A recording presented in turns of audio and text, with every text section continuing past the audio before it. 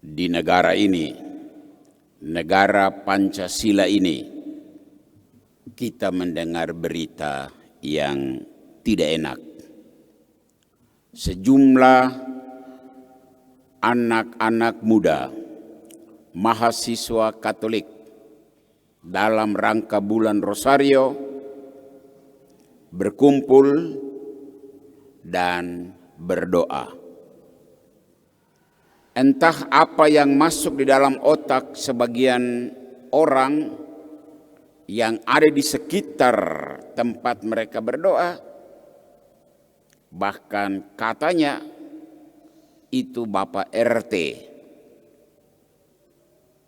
memimpin sekelompok orang dan masuk menyuruh anak-anak itu berhenti, terjadi keributan, bahkan ada pemukulan.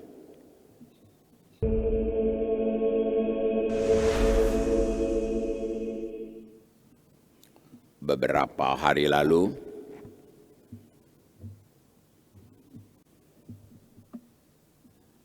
di negara ini, negara Pancasila ini, kita mendengar berita yang tidak enak. Sejumlah anak-anak muda, mahasiswa Katolik dalam rangka bulan Rosario berkumpul dan berdoa.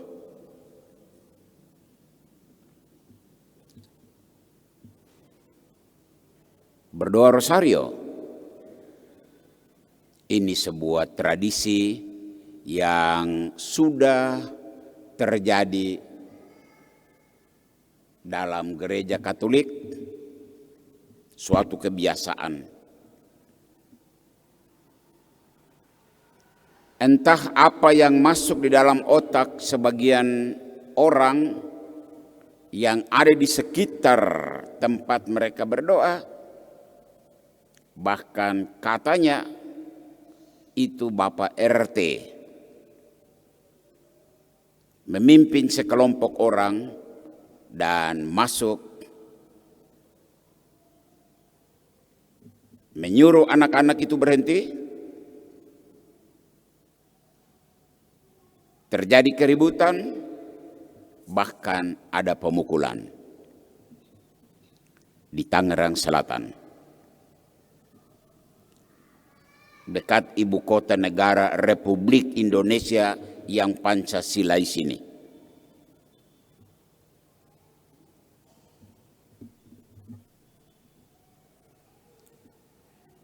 Hal yang menarik adalah anak-anak muda, rupanya mereka kebanyakan dari Flores. Masa yang di daerah studi pasti mereka perlu banyak waktu untuk istirahat karena lelah studi, senang-senang, tetapi mereka menyempatkan diri untuk berdoa Rosario. Ini sesuatu yang luar biasa. Anak-anak muda,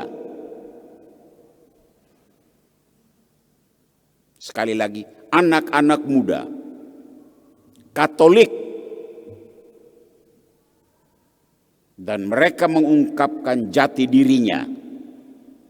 Dengan peristiwa itu, sadar tidak sadar, orang-orang muda Katolik punya nama melambung, bahwa walaupun dalam kondisi tekanan, mereka tetap melakukan apa yang menjadi kewajibannya sebagai orang Katolik, berdoa Rosario. Kita di sini di Timika tidak soal daerah yang yang warna Kristianinya sangat kental.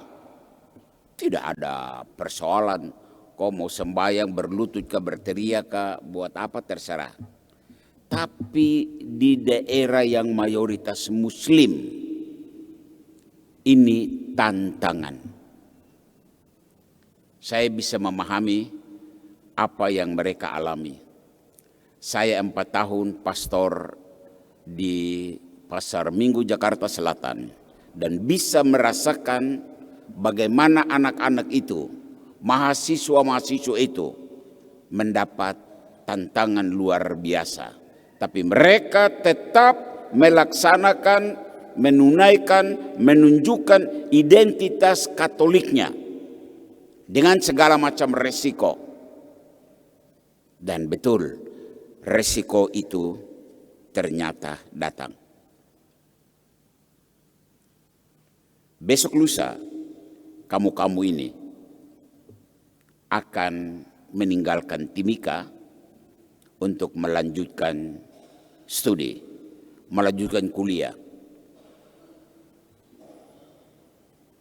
Ingat, identitas Katolikmu jangan sampai menjadi identitas anonim hanya karena kita berada di tengah-tengah mayoritas. Maka nyali kita ciut. Kita tidak berani untuk mengungkapkan identitas kekatolikan kita. Salah satu dari karunia Roh Kudus yang nanti hari Minggu kita akan terima dalam sakramen Kristus adalah keberanian untuk bersaksi.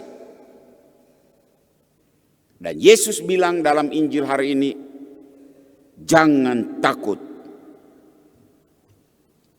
Dalam bacaan pertama juga, jangan takut. Dalam Kisah Para Rasul, jangan takut untuk memberitakan Injil. Jangan takut untuk menyatakan dirimu. Entah lewat kau punya kata-kata atau lewat kau punya cara hidup. Sejumlah anak muda, mahasiswa dari Flores sudah mengungkapkan dirinya.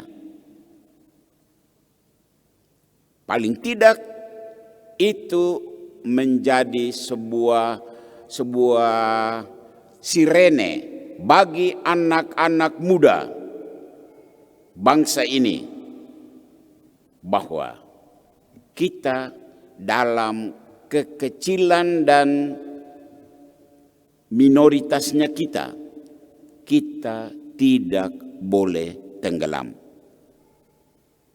Dalam Injil jelas bagi seorang pengikut Kristus tidak ada penderitaan tanpa makna.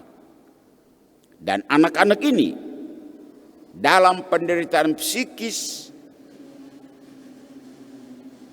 batin, penderitaan fisik, katanya ada yang dipukul. Mereka menjadi sadar bahwa apa yang mereka alami gaungnya besar. Banyak orang-orang Islam juga menjadi simpati dan membela anak-anak ini. Hari pertama novena ini, pastor mengajak Anda sebagai orang muda, masa depan dan harapan gereja, jangan takut untuk bersaksi. Entah lewat kau punya kata-kata atau lewat Anda punya sikap dan tingkah laku. Terima kasih kepada anak-anak muda yang walaupun di tempat keramaian dia tidak malu buat tanda salib. Terima kasih kepada anak-anak muda yang tidak malu untuk anting-antingnya ada salib.